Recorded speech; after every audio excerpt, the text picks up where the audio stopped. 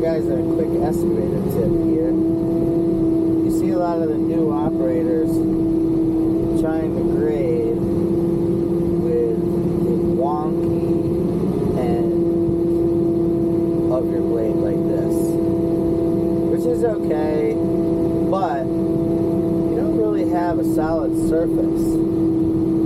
So I recommend putting down pressure on your blade like this, pulling across that flat, hard surface. You can see how pristine and precise that grade comes out, just like that, versus using your blade edge, because that blade edge is just too wonky.